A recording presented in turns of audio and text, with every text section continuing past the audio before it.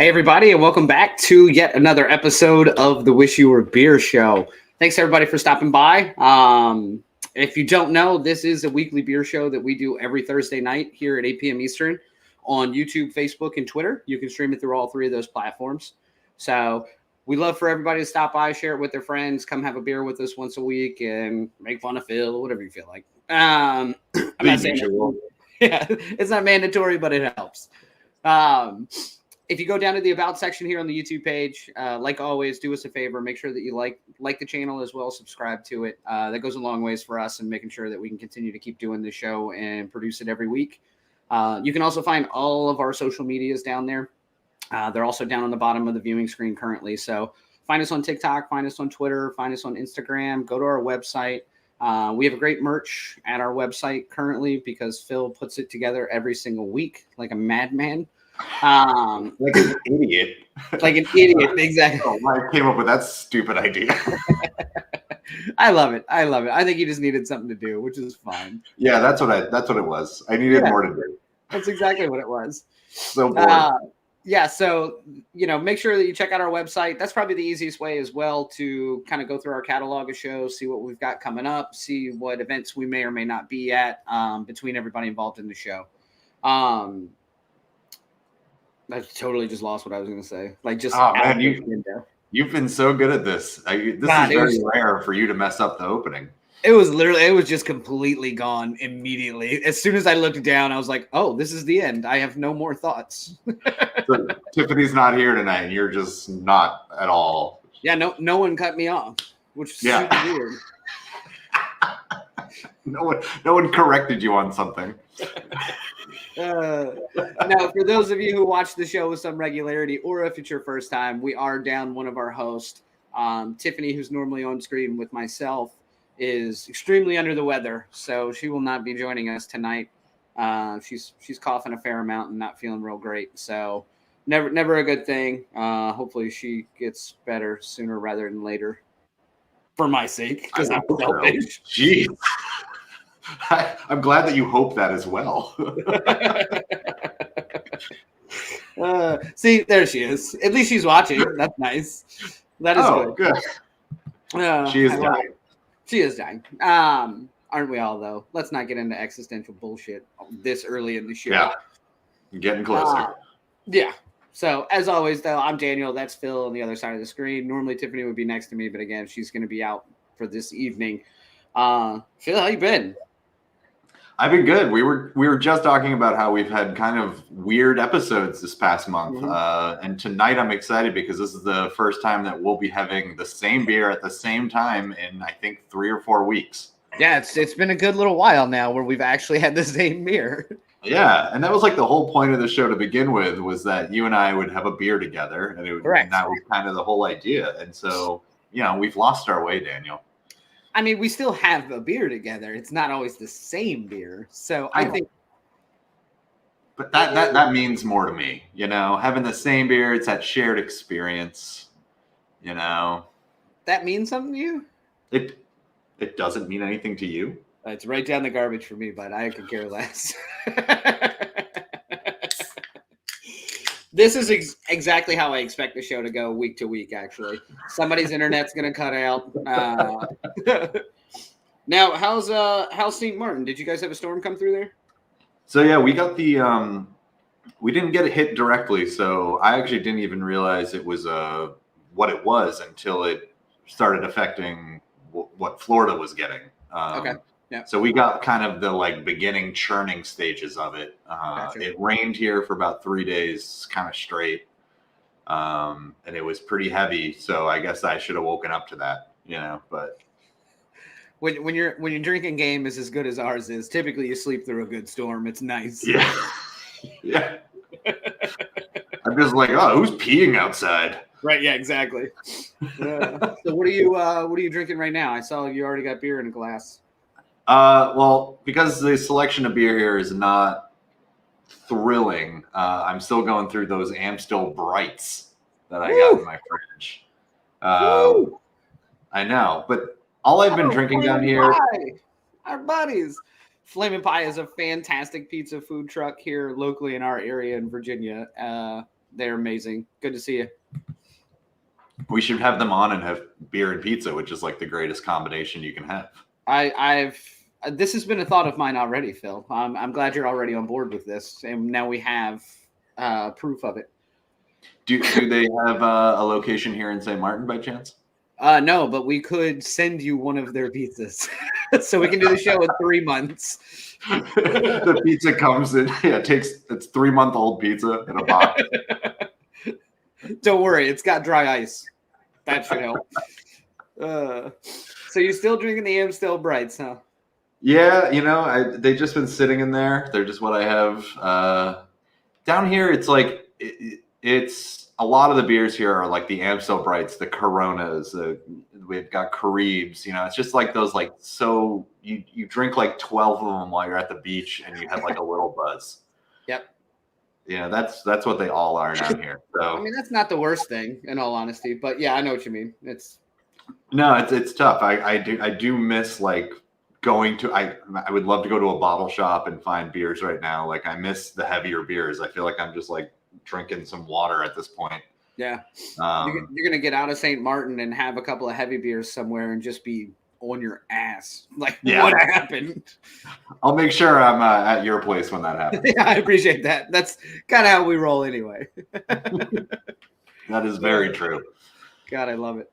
So I'm lucky enough that Vero, who sent us or procured these beers for the show, actually sent me Wild East, another Czech style of theirs, which is Patience and Fortitude. So I'm actually having a Wild East beer before I have a Wild East beer. That's always nice to have a pre-show beer before. Killer. I do appreciate it, Vero. Thank you. How is it? Super good. If memory serves me correct, I think this is like one of their like flagships, like their Czech Pilsner. Everybody will drink one. Everyone will have one, which is for good reason. Super solid, really clean, easy to drink, but better flavor. It's no Amstel Bright, but I assume it's yeah. I'm still slightly jealous, 100%. But Lord, yeah, exactly. It is one of their flagships, and likely for a reason because it's really good, really easy to drink. Yeah, I mean, I know we're going to get more into their beers and everything, but I mean, right away from can art, just seeing that one and knowing it looks the same as this one that we're having tonight, and I like it. I like it so far. Yeah, very. Most of their brandage was extremely consistent, which is, you see some people that are kind of all over the place, still within the umbrella of that brand, and then you see some people that are really, this is the brand, this is the look, and it's on every single one, which is kind of fun as well. Yeah. I know Vera likes that sort of thing. She made me change all of our thumbnails for our YouTube because I was going crazy with them for a while. You needed a more consistent, damn it. I need a staple. Yeah. It also saved me so much time from having to make them every week. So I'd have made it different every time just for that reason. So you're a better man than I am. Speaking of things that I make, we do have a shirt for last week's episode. It's unfortunately not our. We know we've done collaboration shirts for all of our beers. We're still working on that one. We'll see. So yeah. I still made it emo related for our collaboration that we did with Tripping Animals and Taylor Blake over at Knuckle Bump Farms, who were on our show last week. And so this week's show shirt is an emu, and it has the pronunciation of emu underneath it. I think I'm actually just more concerned with the name of the shirt. I like the shirt, but Australians will come for you is just very specific. That has to do because Taylor mentioned that people weren't pronouncing it correctly, and she said her Australian fan base would come for her if she didn't tell us all how to pronounce it right. And now I'm questioning whether or not I have said it right, and I've said it twice. You have not. Neither time, actually, if you would like to review that footage. Australians are coming for me, I guess. Terrifying. Well, as we mentioned earlier, or at least I did, we are doing a beer out of Brooklyn tonight from a brewery called Wild East Brewing Company. I'm excited for this beer because I think it's a little bit different than I am not going to have a good reference point for this beer to gauge it based off the style and the ingredients. So again, Wild East Brewing Company, they're out of Brooklyn, and we are going to be drinking a Windrush beer tonight, which is a smoked lager with jerk spice, which it really has me excited. In all honesty, this is going to be right up my alley, and I know it already. I just love seeing like unique flavors on beers because nowadays, it's like there's so many out there. But when I read this one, I was like, jerk spice. Jerk spice. Okay, I'm in. I'm going with jerk store. God, it's my favorite. And so this is also in collaboration with Kicks and Kegs, which I know nothing about, but I figured our guest definitely would. Do we have a guest? We do have a guest. I thought I notated that already. Oh, I wasn't listening. You know this. Did I not? I thought I mentioned that. I'm pretty sure I did. Yeah, so we were lucky enough. We reached out to Wild East Brewing, and they sent us the information of their assistant brewer, Robyn, who was actually the one who brewed this beer, which is always really exciting. So it's one thing to have somebody from the brewery to talk about their beer or their brand or whatever. But to have the person that actually made the beer that we're going to drink and get the chance to talk with them about it, I'm really excited about that personally, because this is obviously a little bit of a different beer, like we already mentioned. So it'll be fun to kind of hear where that process came from and why some of those ingredients came through the way that they did. Should be interesting. Yeah, I'm looking forward to hearing the story behind this beer, and then having Robyn make this beer. And I always find it fascinating when the assistant brewer gets to do one. It's like, because that beer is going to be like important to them. Correct. So I'm looking forward to hearing what this one's all about and the whole experience of her doing this. So I am looking forward to it as well. So Robyn, you're in the waiting room. Not sure if you can hear me. I know you were charging some things. I see you there, but I don't see you there. This is your heads up, Robyn. This is your heads up, Robyn. We are going to roll a video of Wild East Brewing so we can kind of see what the layout looks like and what the brewery looks like. When we come back from that clip, in theory, Robyn will be with us. If not, we'll bring her in as soon as she logs back in. So I say let's roll the video. All right, Robyn, 30 seconds.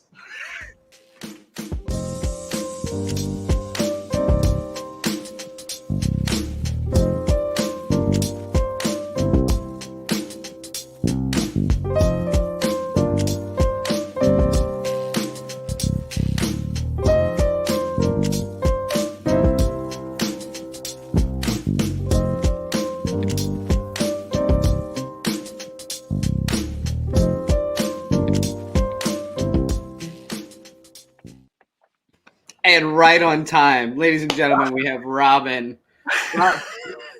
Robyn, thank you for coming on the show. You made me so nervous with how late you turned that camera on.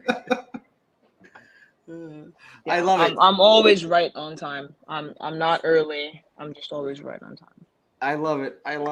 Well, Robyn, thank you so much again for joining us. And give us a little bit of some of your background, like where you come from in the brewing world, or if you weren't in the brewing world before being there. Yeah. Well, first off, thanks so much for having me. You reached out fairly recently, so I'm glad that the timing worked out for us to have a chat. Yeah. So, I have been working within craft beer since 2014. My first beer job was at Yard House. That's where I was working at when I was living in the South, and I really got into just the world of craft beer when I was working there, and was really interested in learning more. And since then, I've had various positions in the craft beer industry. I've been a beer buyer. I've managed some bars, and I started working in production in 2019. And I have been with Wild East since 2020 when they opened. If you're paying attention to the interview, you might hear that come up again later on in the chat. So, but to give you a bit more context about what my educational background is. It's culinary arts. Okay. Interesting. And those two worlds kind of do run a lot of hand in hand, at least in my area, with a lot of the breweries who are actually able to have food on site or restaurants attached to them. Like I love that idea of pairing that world with the beer world, because I think they do go well together. Completely. Yeah. Yeah. So you said you were working at Yard House in the South. Where were you? What state were you in? I was in Miami. I Okay. was trying to be vague, but I'm not proud of the years that I lived in Miami. So we were just in Miami because we did a beer with Tripping Animals. So cool. that's why I was asking. Awesome. Yeah. Yeah, they're a dope brewery. Yeah, they're killer. So Tiffany and I are in Virginia. So Cool. not really the South. That's why I was asking. I was like, man, I wonder if she was like close to us in some capacity. Yeah. And I'm down in the my good buddy Caribbean, from oh, there you go. My buddy Eric Jackson from Capsule. He's down in Virginia. You all might know him. Yeah, the name doesn't ring a bell, but I drink a lot of beer, which sometimes gets in the way. Now, Robyn, can you show me that beer that you're drinking? Because I think I saw it when you heard something. That glass looks ginormous from here. Or is it just the angle? Okay, what are you drinking at the moment? I'm drinking a smoked lager. Oh, you've already cracked it open. I'm jealous. Yeah, me too. So I'm going to wait till we get a little bit further into trivia. But like I did say in the intro, I am having y'all's Czech style Pilsner. Great choice. Yes, yeah, that's what I'm starting with. That's actually what we brewed today. So did you? That's it. Yeah. No, what I don't think I put this in trivia this week, but I'm always interested to know what size system are you guys brewing on? Because you distro. I mean, you've got a lot of beer. Like, what size are you doing? Our brew house is 30 barrels. Okay, cool. So good size. I dig it. That's what Robyn, we needed to do. Yeah. Yeah. I was scoping out your Instagram earlier, and it says here you are the founder of Kicks and Kegs as well. And I know this collaboration is with Kicks and Kegs. So I know Daniel is also intrigued by this Kicks and Kegs. So tell us about Kicks and Kegs. What is this?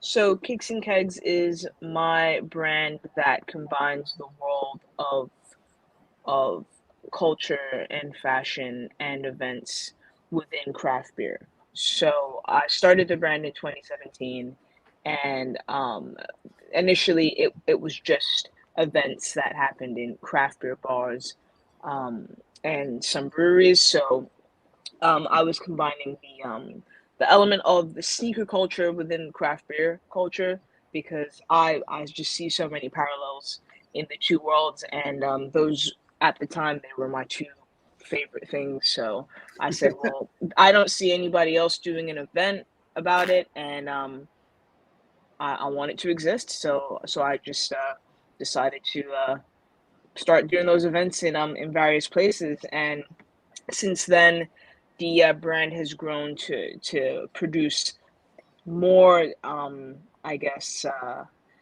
more diverse events. So now I'm producing music events, I'm producing trivias, still in craft beer spaces, but focused on bringing diverse, engaging entertainment into brewery spaces. So we're not all just sitting and drinking and looking at each other. We're doing something fun and we're doing something memorable in spaces.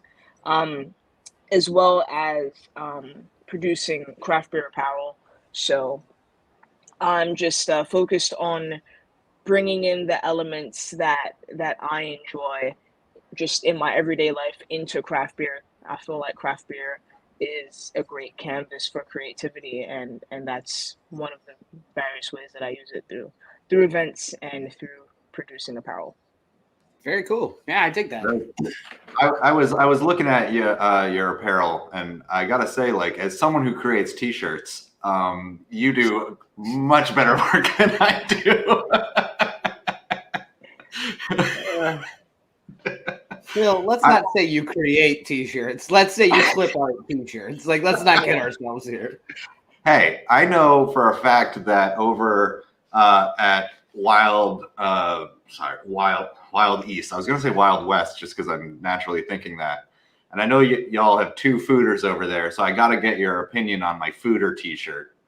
Okay. We've got one that says "Put it in your fooder," and then we've got another one that says "Put it in my fooder." So we've got options. So I assume you're thinking to yourself, "That's an amazing shirt." I like it. I'm definitely going to order one as soon as we get it. You know what's funny though is I own that shirt, and I bought the wrong size of it, so it is skin tight on me, which puts out all the wrong things for put it in my fooder. So I'm like, no, wait, hold on, wait. Yeah. Well, because the one we got Daniel was a test run, and it actually has it on the back of the shirt too, which just doesn't help him at all. If you can see it from the front, and you can see it from the back. There it is. I like options, just like you said. Nice. All right, so I think I think we should do the next portion of the show, which sometimes people call it trivia, sometimes they call it history and facts.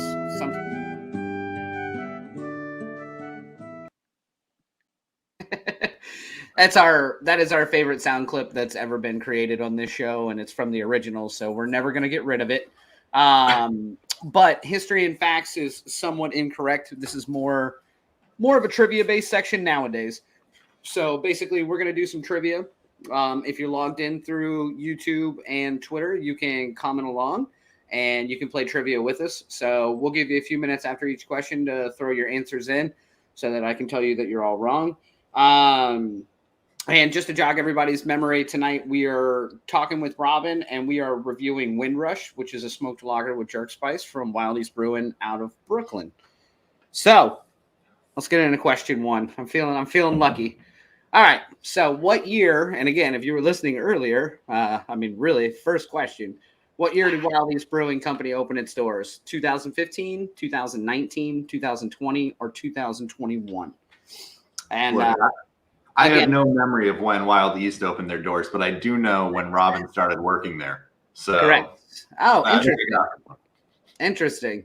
So I did trivia this week, so I don't get to guess anything, which feels very weird. That is weird. And yes, sure, Andy, if you're in the metaverse and you're not masturbating, you can respond. So is that what they do in the metaverse? Oh, whoa. Look how coy you are. I don't know. I'm not sure. I don't have the goggles. So we got a lot of C. Gabriel says B. Gabriel was not listening. Phil, what do you think? It's C. I was listening. 2020, they opened their doors, and that's when Robyn started there. Correct. Which is also, these are two interesting points to be made here. One, y'all opened during a pandemic, which is always crazy to me. And I think this is what this. Well, we definitely planned that. You planned it? Lindsay and Tyler, they planned that. Yeah. That sounds about right. But then also, so you've been there from the onset of things. Yes. So they were brewing already. Sure. Like when the doors opened, there had already been beer there. But as far as the original staff, opening staff, like I was one of them. So yeah. Very cool. So now, when you first started with them, were you still doing production style work? No. So when I was hired as a bartender. Okay. And basically, we were busy enough that we could have bartenders for most of the days of the week, because what else were people doing during that time? They were drinking. Sure. But as the brewery got busier, although we didn't have the capacity for indoor seating or anything like that, there was still a demand for the beer, and there was a need for support in production. So I told my owners that I've done this before and I'd love to learn more. So there was nobody else, and I was willing to learn, and that's here I am. Yeah, that's really cool. I think that kind of packaged beer to go that started happening within the realm of the pandemic, like you said, when all of a sudden there wasn't a tap room, but I do need somebody out in the parking lot who can do this, this, and this. And I may need someone who can even maybe open a keg out there because of this, this, and this, depending on where you're at. So I think it created a lot of really great opportunities for people like yourself of, hey, like I would love to learn more about this. And I do have some experience. Like, let me slide up that ladder, so to speak, or slide back of the house instead of front of the house. Completely. Yeah. No, that's exactly what happened. And I'm really happy that it did. Yeah, absolutely. I think that's great that you were willing to take advantage of that opportunity despite everything going on, because that was a crazy time.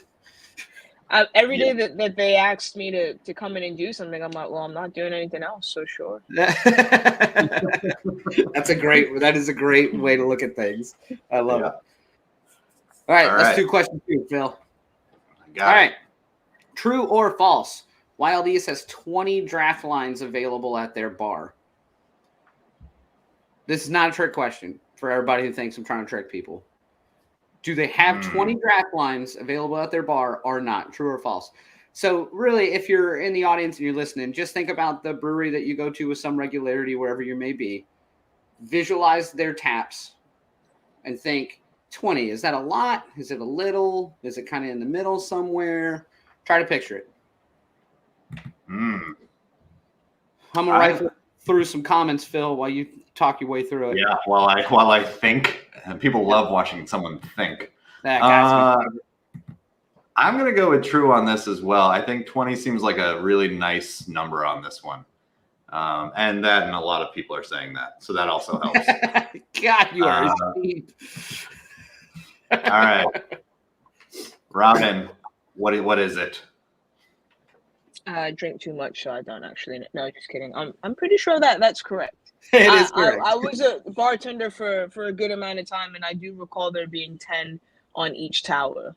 Yeah, and so I love, when I was doing some of the research, I love the idea that they abandoned the idea of a straight flat bar or a rectangle bar. So I love the horseshoe bar that we saw in the picture earlier. Yeah. I think that's such a great space, and I think it makes people within the brewery have to somewhat interact across with each other versus just interacting with the brewery staff or the person to their left or right, which is really interesting to me.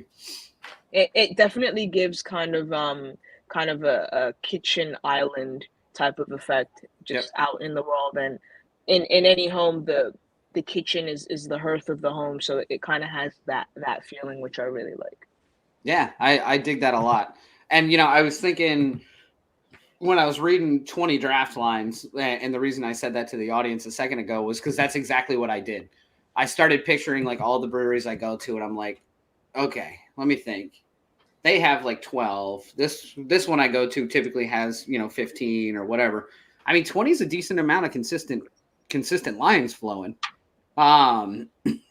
So I think that speaks good volumes to either A, how good your flagships are that you consistently keep that much of it around and people are drinking that much of it, or B, how experimental and how many different beers you guys make, which I think is probably a little bit of both. Absolutely. My boss, Brett Taylor, he's a madman, and we're brewing pretty regularly. We're always brewing, and we're always taking things out of barrels and bottling and just keeping things coming down the pipeline. So it's a really exciting time for Wild East, and I can only imagine how excited all our customers are to always be trying new beers and always having the beers that they love be consistently available. Yep. And I was going to say, I think that's one of the big things for us when we go drinking locally is I'm always sourcing out who's released a new beer. I know where to go when I want the beer that I want, when I want a flagship or when I want this, but then we're always trying to seek out who's released a new beer, what's a crazy beer we haven't had yet and why. So I love that idea that you guys do have a really good mix of both of those that are consistently on draft. Appreciate it. Yeah. We're working hard for y'all. Yes, I love it. Let's keep this going. Wait, how many questions do we have? We're on 3. We're gonna go through 3, and then we'll open up the beer. Damn it. Okay. All right. All right. So, what is the name of Wild East's New York State award-winning Solero saison? Ooh. So, this is a saison that they won some awards with throughout the entirety of the state. Is it Decadent and Depraved, the Royal We, Contour Interval number 3, or Standard Deviation? I mean, I don't even know where to start on this one. I don't even know how to answer this one. I know where to start. I'm gonna go with Standard Deviation. I like that one. Well, this is also, I think you put a typo in what I sent you, but that's Probably. fine. It happens. Because See, there I'm is, so bright. there is a correct answer.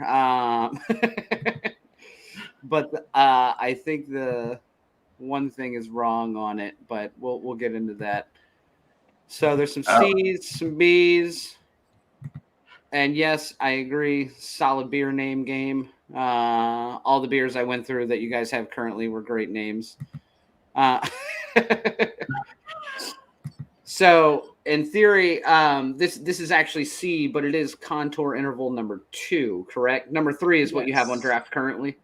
Yes, that's the one that's most available right now.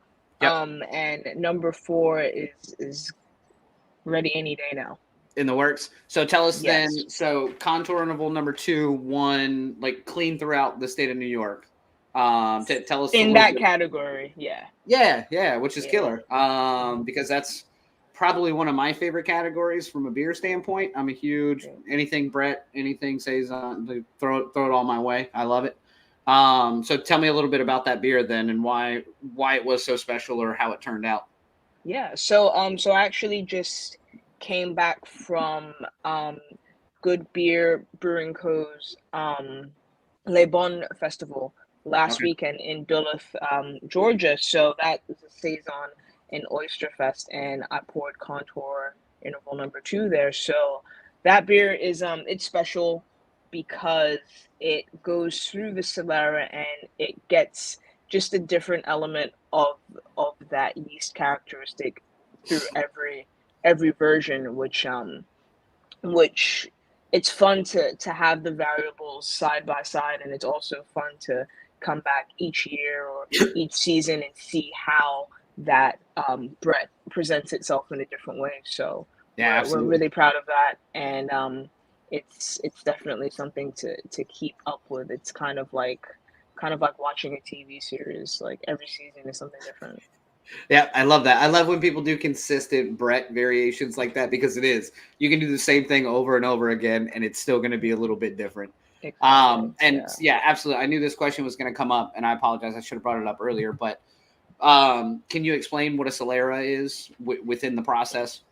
Right. So what that is when the beer goes into the foeder, however we package it or it's being moved from vessel to vessel, we never completely empty the foeder. So we might probably, I would say maybe like 5/6 we'll take, and then we'll leave 1/6 of whatever's left in the foeder, and then we'll add new wort to it.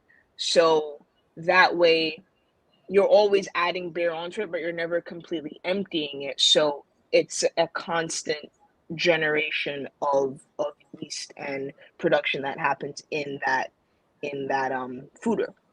So that way it stays viable. The yeast will get new wort, and it'll change, it'll regenerate, but it'll still kind of have whatever let me use the right words here, whatever kind of like biological like factors that were the most successful from the previous generations, those are going to carry on throughout the different iterations, but with new wort, new starch, new food, new energy, it's going to change a little bit each time. Which is, I think it's one of my favorite parts about the foeder process and all the wild yeast strains like that, is that it really isn't. You start with something originally, and then it never quite leaves the tank ever.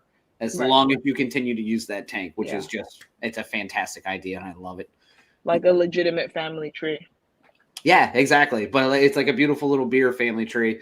So when you can continue to do the same beer, but just do different iterations of it like that within that fooder, you pick up new things every single time. The wort changes things a little bit, which is it just makes that beer better every single time, but it not necessarily better, but different every single time, which is my favorite. Yeah. So look out for number 4. That'll Yeah, if it'll only, be it's tricky. If only there were someone watching the show who lived in New York who could probably pretty easily go get number 2, 3, and 4. That would be amazing.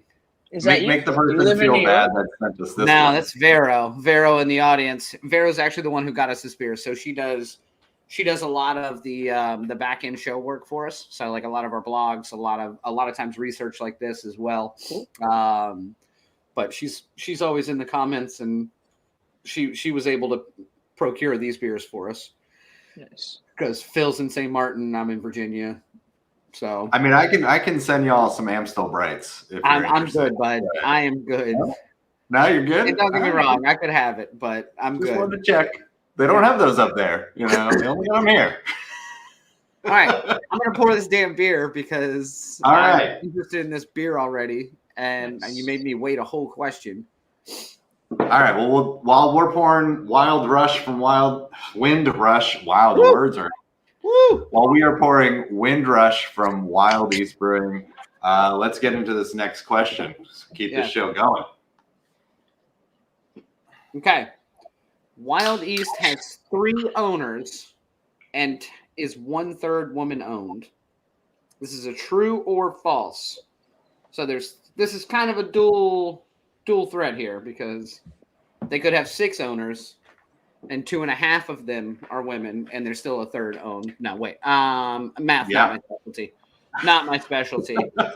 Yeah, so as the guy who made the questions, I'm going to say that you probably didn't try to write fractions that weren't real. So I'm going to go with true on this one. Phil, I don't have to try to write fractions. I'm like a beautiful mind. I think in abstract math. It's just I can't explain it, but I know it. No one's ever said to you, Daniel, I think you have a beautiful mind. No one has told you this. So. Gabriel says that's worded oddly. Gabriel has this beer as well and already cracked it and earlier said, this tastes like it has meat in it. Thanks, Gabriel. We'll take care of this show. You keep doing you, Bill. So most folks are going true because obviously this would be a very difficult. Well, 3/9 is kind of the same thing technically when you think about it. So obviously, yes, this is true. This would be very difficult for me to make up, but I think it's great. When they sent me your information and told me that you were going to be on Robyn, and then when I started doing some of the research on it and started to find out some more about the owners and that it was, a 3-part partnership that involved a woman. And on top of that, there's also a woman who's the assistant brewer. I don't want to say it's something that you don't normally see because I feel like it's becoming more widely done to some capacity, but still not quite well represented within the beer industry in general. Yeah, I mean, I definitely am grateful that Wild East cares a lot about representation, and my boss Lindsay, she's amazing. She's a mother of 2 young girls that are the cutest, most adorable, but that's definitely not easy. And Tyler, the other owner, also has a young daughter, and Brett has a very active and beautiful young puppy. So it's not easy to manage these things and also be the owners of a brewery that is growing at the rate that it is. So it is special. Yeah, and I think it's great. And we, Phil, you also mentioned something prior to the show about another project that Robyn was involved in. Oh yeah. As I was also stalking your Instagram, you are involved in Kegs and Friends, and we saw that you did an event at Kegs and Friends, or you did it at Taleo, which we love Taleo in New York. So Yeah. So we had Talea on, we had Tara on, or earlier this year, or wait, technically Oh my late gosh. Yeah. last year, maybe. It was last year. Yeah. Yeah. But so I just wanted to at least mention that because, like Phil said, when we were creeping your Instagram, I was like, oh, it's come like weird full circle. Like, Yeah. I mean, New York City, it's a big city, but as far as any industry goes, it's a small world. So it's definitely really cool to be able to create and produce events with other breweries like Talia. I have an event coming up with Strong Rope Brewery. There are our neighbors and our like best friend brewery. every brewery So has one. This is yeah. correct. Yeah, so I have an event coming up on December 9th with them that will be announced this week. It's going to be a music event on R and Brews, so Nice. you'll be able to listen to live R&B in their Red Hook tap room overlooking the water and overlooking the Statue of Liberty. So it's going to be an amazing vibey event. And if you Yeah, can make it, I'd love to see you there, December 9th. that is killer. I love that. I love it. R and Brews, by the way. Yeah, that's stellar. That name as well is pristine. That's really my specialty. Yeah. Coming up with names of things. I come up with the name first and then I just figure out what it's going to be after that. Well, fuck it. We got to do something with that. Here's the name. Exactly. Right, yeah. Exactly. I love it. All right. Let's get through this last question because I know that people are probably going to want to know where they can find this. And I think this question has something to do with that. Correct. So Wild East, again, they're in Brooklyn and New York, but they distribute their beer in other states. So which states do they distribute to outside of New York? A is Pennsylvania, New Jersey, DC, and Virginia. B is Maine, Vermont, New Jersey, and Virginia. C is Ohio, New Jersey, Michigan, and Wisconsin. And D is Virginia, New Jersey, Florida, and Georgia. This question is always weird to me because you always find that breweries like ship to such bizarre places. Like you would always think it would just be nearby states, but that's why I'm thinking at first I'm like, oh, it's probably the the Maine, Vermont, New Jersey, Virginia, like kind of keeping it in that area. But now I'm like, no, I think I'm going with C on this one. I think they're going all over the place. True story, Katie. DC isn't a state. I know. Just work with the fucking question here. Cut me some slack, okay? Well, clearly it's not A. And it does not surprise me that Gabriel's going D. I love it. Robyn, where are y'all distributing?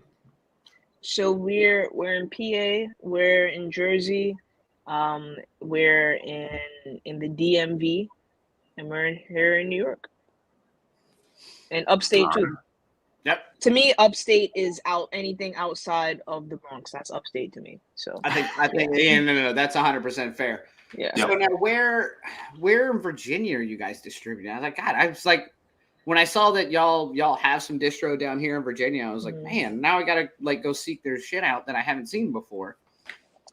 I do not know the names of the really cool craft beer bars in Virginia off the top of my head, but I've been told by brewery friends in Virginia that we are in the cool bars in Virginia. So I love it. Okay. I'm sure you know what they are. Yeah, I'm gonna have to look for it now. I love it. No, Daniel does not know where anything cool is. So let's just say that. Let's not get out of hand here, Phil. Let's not get out of hand. All right. Let's talk about this beer.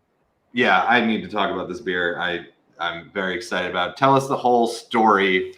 Why the name? Why the flavors? Give us the whole history of this beer. I'm very excited to hear about this.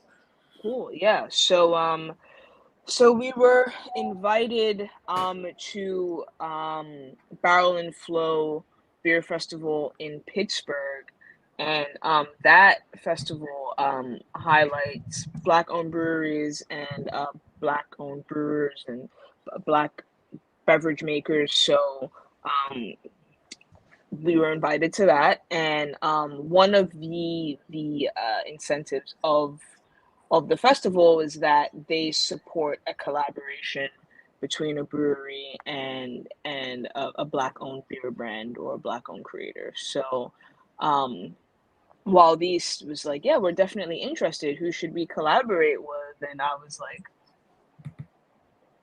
so me. me for anyone that didn't see the on the video, yeah, me. So so when we were talking about what we wanted to brew, I said, okay, I'll come up with something.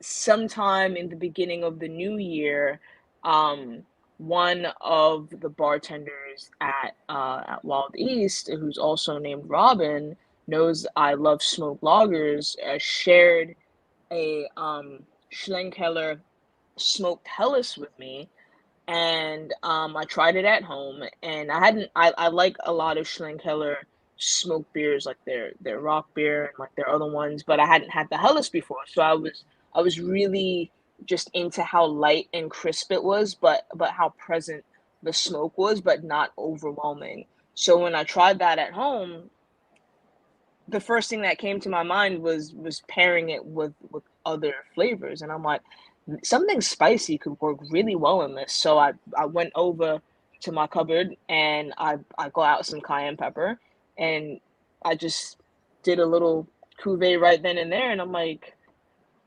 this might be something. This might be something.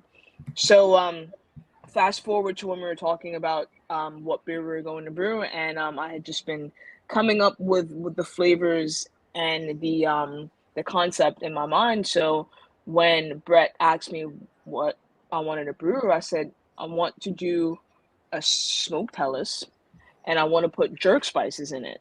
And I remember his eyes literally widened, and he was like, "Okay."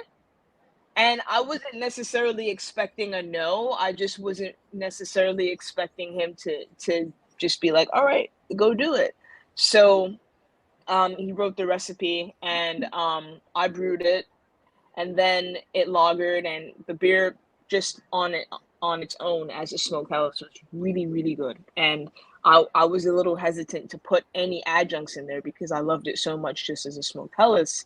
Yeah. But for Barrel and Flow, we already committed to doing a spiced smoked Helles. So we came up with what the adjuncts were going to be. So the base of jerk spice is allspice or pimento, Scotch bonnet pepper, or in America it's called habanero, but it's called Scotch bonnet, and also thyme. So when you're using jerk spice on meat, you add other aromatics, but those wouldn't necessarily um, pair well with beer. Like you'd get a lot Yeah. of off flavors if you put garlic in beer. And Yeah. I'm sure there are breweries that have done it, but Somebody's done it. Correct. and Wild East was not going to be the ones. So we said, all right, we're going to use thyme, Scotch bonnet, and allspice. And initially I didn't know what was going to happen, but I figured, well, we'll get oils from the pimento, we'll get oils from the pepper, and we'll get essence and aromatic from the thyme. So as long as the flavor has enough time, no pun intended, Oh to God, it's getting too much now. Yeah.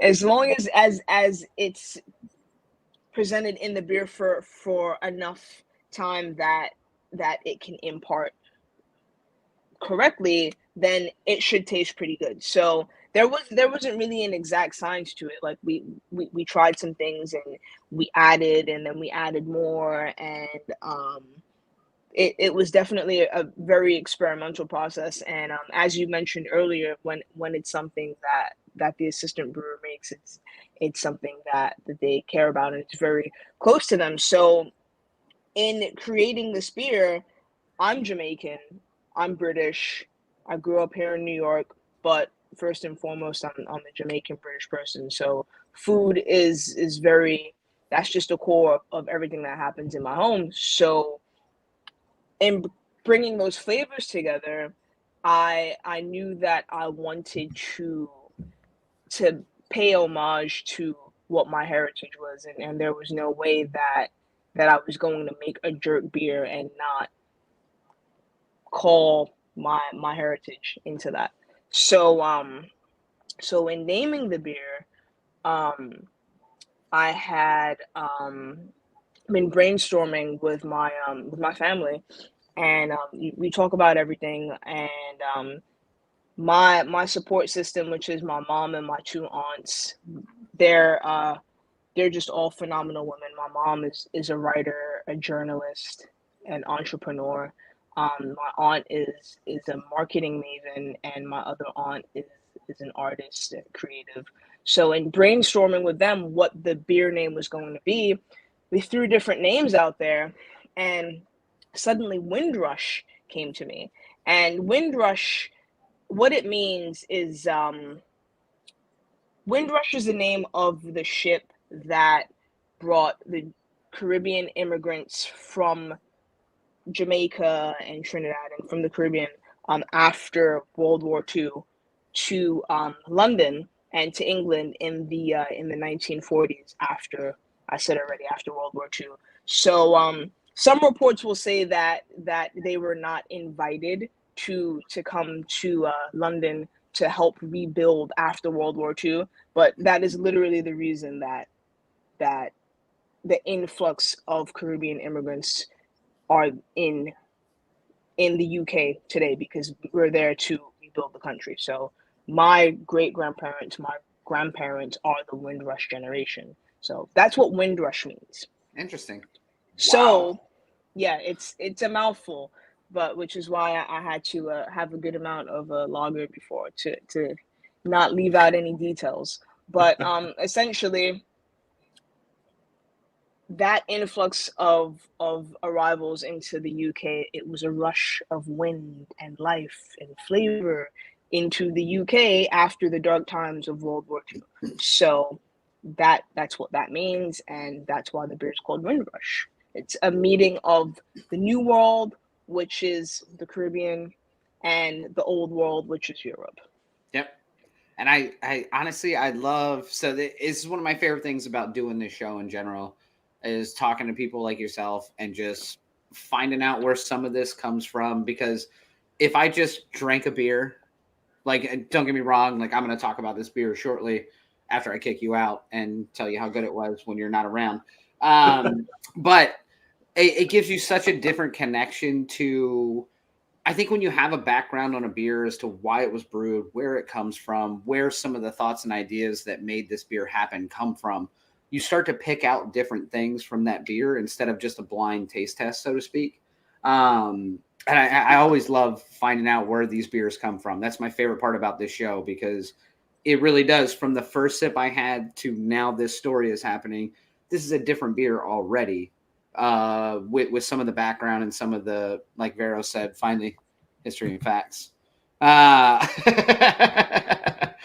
it really does change some of that flavor profile for me personally when I know a little bit more about where it comes from, because you can start to understand how these flavors are working together and why they come together the way that they do. I fucking dig it. Yeah. I completely agree. Yeah. Mm-hmm. Yeah. Beers for sharing. So I'm really happy that you have it and you're able to get it still, and I'm glad that you're still it's still drinking very nicely. Yes, it is. Yeah, and I'm drinking it in the Caribbean, so that's even more exciting. There for you me. go. That's you're drinking it at the source. I love it.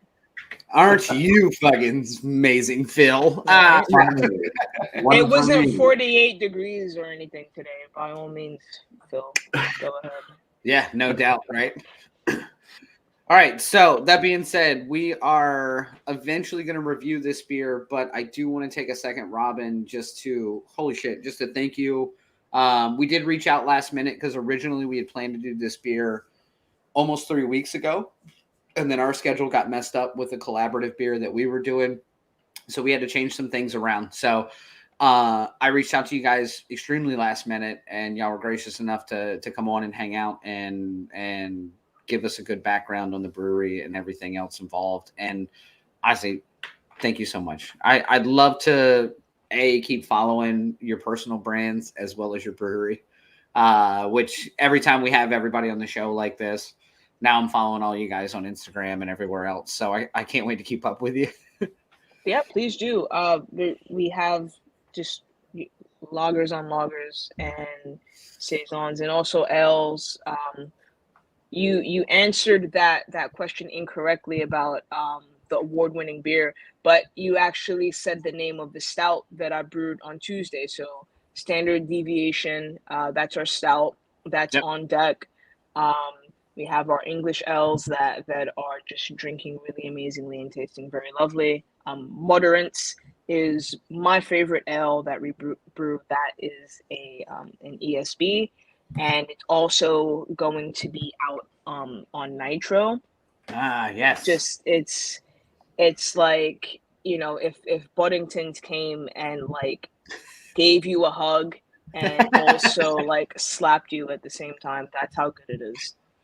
So look out for that. I love it. Daniel, this sounds like a brewery that like you would live at if you were near it. 100%. Everything that Robyn has talked about is like everything you love about beer. It's right up my alley, and it's in Brooklyn. Go fuck yourself. I'll see you. I'm moving. I don't know. Well, if it's Brooklyn, you got to say "fuck out of here." Yeah, exactly. You're gonna find Daniel sleeping under your fooder soon. So you know. Please. Then I won't have to clean under it. No. Yeah, that's the least I can do for giving me shelter, right? Yeah, right. You're welcome. I love it. Great. Well, thanks so much for having me, y'all. It's been a long day. Coming off a couple brew days and a trip. So I'm happy to share the story of the beer and talk more about Wild East. So thanks so much for having me. Yeah, really, Thank you for coming on. Robyn. Yeah. All right, Robyn. Well, cheers. We're gonna just trash this beer now, but we're looking forward to more beers from you, Robyn. Yeah. All right. Nice to meet you. Take care. You too. Bye. Woo. You hit the nail on the head with that, Daniel. With the way. Once again, it's like the craft beer world has exploded, and you go into a store and you just kind of pick something. And you know me, I'm just like looking at a can art, and I'm like, yeah, that one looks good. But hearing like a full history of why the beer, the flavors that are in it, why it's called what it is, it's like this. It fully changed the beer while drinking it, and you were absolutely right in that. Which is always weird to me, but really fun though as well. Yeah. I imagine that people that really know about beer, that's how they experience beer. And sometimes I get to do it occasionally, and I'm like, oh, wow, this changed. Oh, this is different. Yeah. Well, put it in my food. Great guess. Over with. What? What? What'd you say? I said, just put it in my fooder and let's get it over with. All right.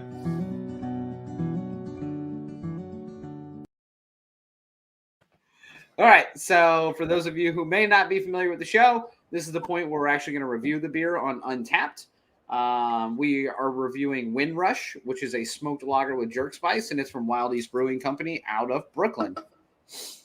And if you're not familiar with Untappd, it is the social drinking app that we use. You can find all of our handles down at the bottom as well as our show handle. It's 1 to 5 bottle caps, basically. 1 to 5 stars if you're Ed McMahon, but he's probably about 1 star right now. He's been dead a long time. Yeah.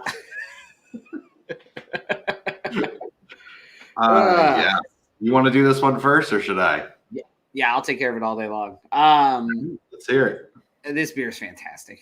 Even again, as soon as we got this beer and I read the label on it, I was like, A, this is everything I want in life. And then B, now that we know the background on it, that does really come into play a lot as well. I think it's really interesting to see a smoked Helles lager because typically you're looking at smoked porters. That's probably one of the more prevalent smoked beers that you see in the industry, or darker beers that are smoked. So it's fun to have a smoked Helles lager. So it's nice and light, and it surprises you a lot when you start to drink it. I'm with Gabriel from earlier.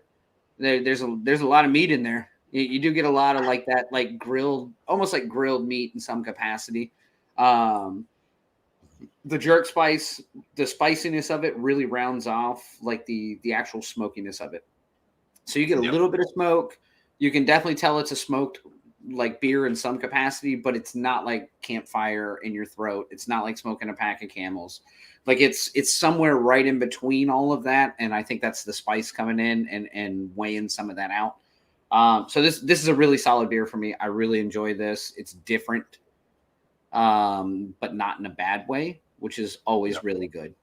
Because there are some beers that go off track and try to make really weird shit, or what the common person would perceive as weird shit, and it's all over the place and gross. This one is really well done. It's extremely well balanced to have the. It's really well balanced to have the flavor profiles that it has, because all of these are abrasive flavor profiles and they all come together really nicely. So it's a 4.5 for me. This is killer. Yeah, great score. Yeah, absolutely. I was a little nervous about this one because I know you are. I'm not a smoked. I don't like anything like that smoky flavor that you're talking about. But I think my only experience with it prior to this is when you pick up one of those beers that's like, have this smoked whatever. It tastes like a campfire. You have like some more smoked beer, or like, like even when we had the like the deli sandwich beer, like, oh yeah, just like, it's like I don't want to feel like I'm drinking smoke.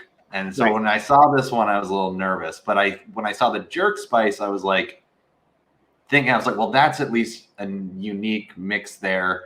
But will it end up being too smoky for me? And you nailed it with that as well. With the jerk spice calms that smokiness, which is really nice. And I thought it was interesting is like, and this might just be because it's been a little bit longer that they've had it, but when I was reading the Untappd reviews from others, which, by the way, impossible to find a bad review for this beer on Untappd, which makes total sense to me. Yep. But a lot of people were talking about how like it's really got like a spiciness to it, and I didn't get it at first, but now it's really hitting my tongue. Like my tongue, I got that like spicy tongue flavor. Now that you're like down to this much of it, it's absolutely there. Yeah. Yeah, my tongue's almost like a little numb in a sense, and I'm loving it. Like I'm just loving the whole experience. I love a unique beer, especially on this show. Like when we get to do something that's just like, what? Like we haven't done a smoked Hell's Lager, jerk. Like what? So I'm gonna go with a 4.5 as well. I just think this is a killer beer. It's so different. So that's it for me. So we're giving that because Tiffany will bring her score in later. But for now, for a show score, it's a 4.5. Yeah, absolutely. Which is super high on this show, and I'm very excited that we got to have this one. Absolutely. Yeah, I dig this beer, and I'm looking forward to knowing that they distro in Virginia. I'm looking forward to finding it. Because if they distro in Virginia, there's a small bottle shop near us in Smithfield who's already told me if it's already passed through the state lines, I can find it. So nice. You tell me what you want, and I'll get it. This brewery just literally, like, if you designed a brewery, this sounds like almost what you would design. You'd be like, yeah, put 2 fooders in there. Let's get a bunch of Bretts. Let's do some wild shit going on. Like, and I didn't put anything about their barrel game, but they do. They like out of like the 7,000 square feet of the building, almost 5,000 of that is production barrels. Like it's not even usables. Like it's just, let's wait a year on that 5,000 square feet plus so we can make sure we have something to drink later. It's just fantastic. That's amazing. Yeah, there was a photo of all those barrels too that in there. I mean, we're definitely. Daniel and I have spent a lot of time in New York, and I think this is one we'll swing by next time we're there. 100%. For sure. Yep. Well, we've got one last section to do. Ah, shit. You're right. Let's just do it. Just roll it.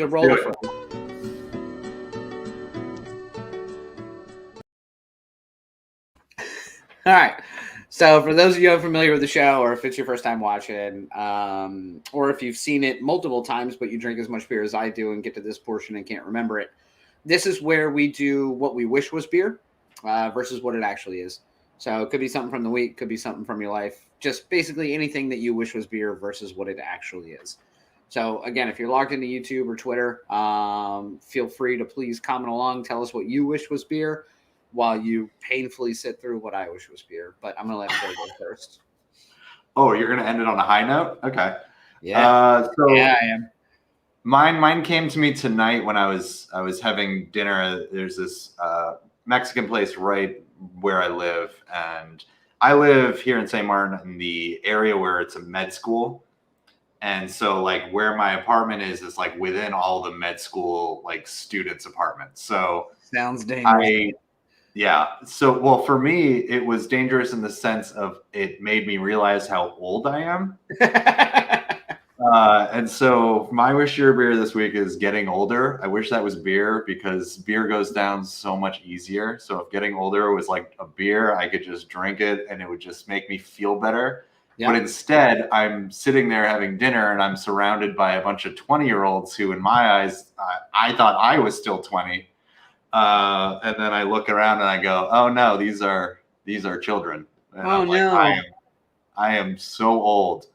And I'm like, have you ever done something where you feel like you're being cool and then you realize you're an old person who thinks that they're cool and that the young kids are just like, please stop, sir? Like, that's how I felt tonight.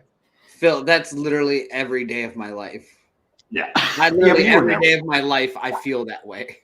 Like, damn, I thought this was still cool. And I'm just over here like. You guys out in the MySpace? You're like did everybody in the comments section get to see the hot girl spam that popped up? I feel like I blocked them pretty quick, but it did pop up for a second. What happened? There was a bot account that popped up that's I'm going to go ahead and just put it on. I'm going to put it out there just in case you guys want to visit it. It was xxx18.online. They heard me talking about age and they were like, oh, this guy. Had some important information to share with us, but I'm not interested in it currently.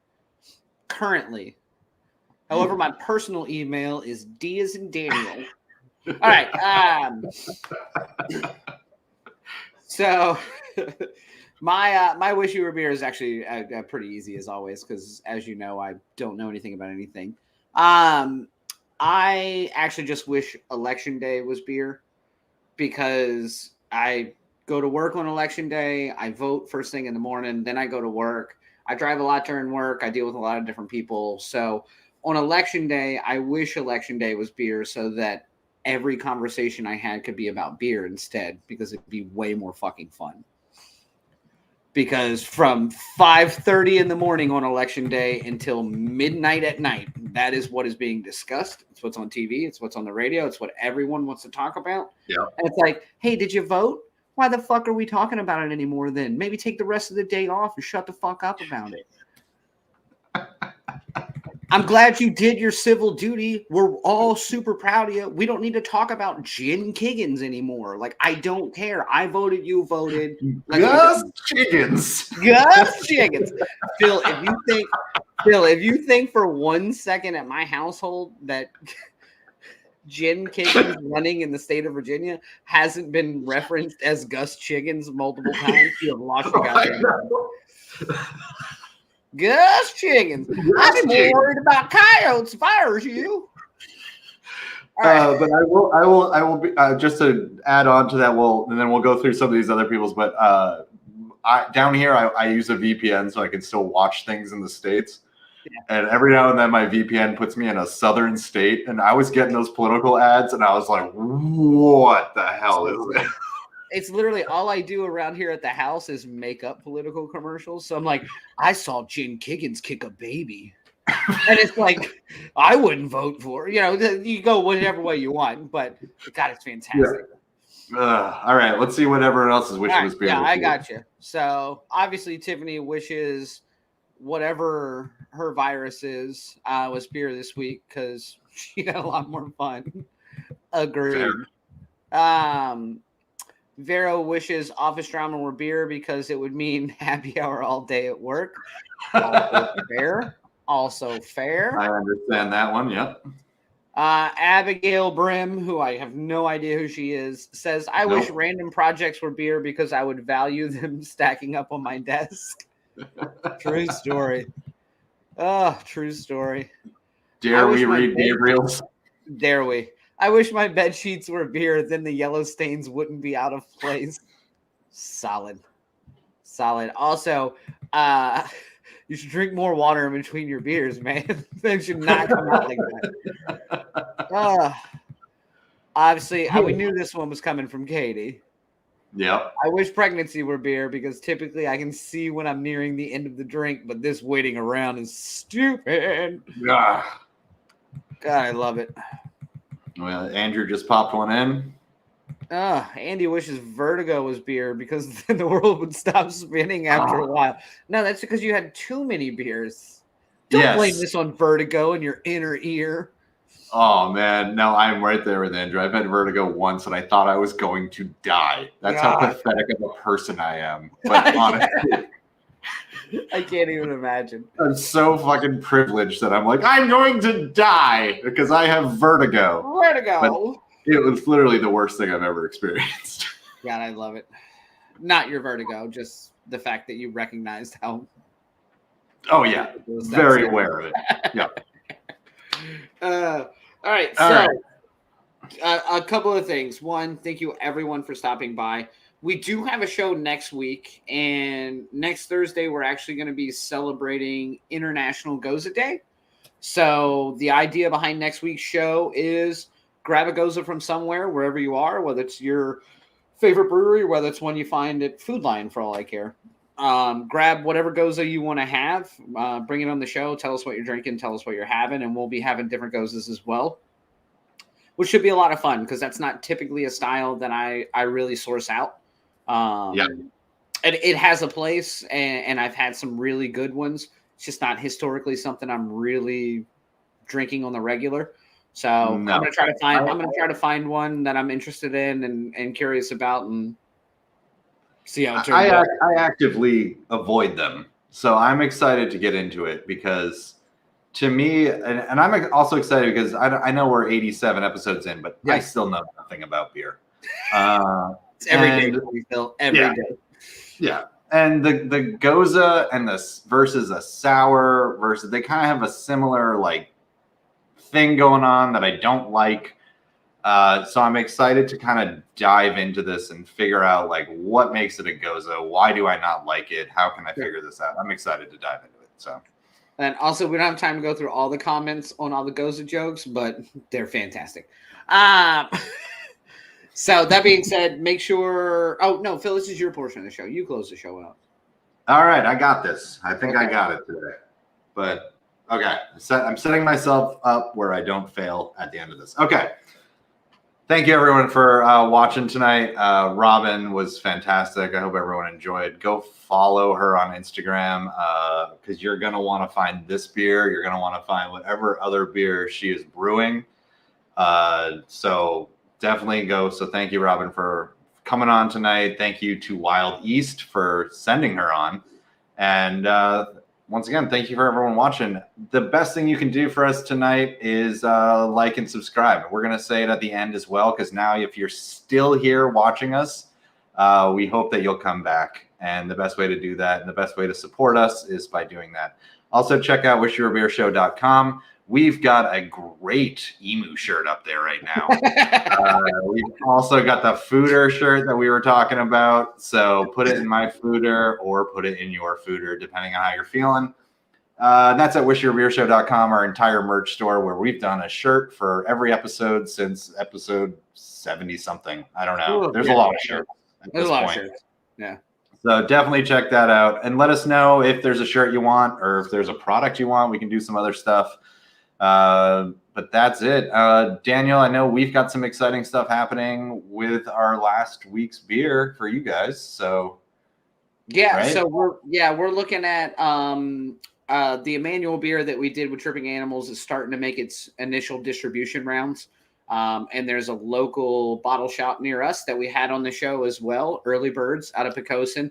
So Earl and Sev were actually able to get cases of our beer from Miami. So it's It's on sale currently in Pocosin at Early Birds, and I think Tiffany and I are going to try to go do an on-site every Friday. Early Birds does a pouring event or a tasting event, usually with breweries, usually with other people, and they asked us if we'd like to come in and pour the Emmanuel beer for people that may not know what a sour or a pie style sour or where it comes from. So hopefully we're going to get to do that soon if we can make everything line up. And I mean, just the fact that you found one of our beers in the shop there from Miami is just so super weird. And it's already popped up in Richmond. We had P from Precarious Brewing. Well, he lives up in Richmond. He works every now and again at Precarious. He found it up in Richmond. So it's already starting to pop up different places, which is super weird. Crazy. Well, Daniel, it's good doing the show. Give Tiffany my love. Tiffany, I know you can hear me, but hope you feel better. Looking forward to seeing you next week on International Goza Day. Chick. I'll see you next week, and we'll see everyone next week. If I make it. Cheers. Later.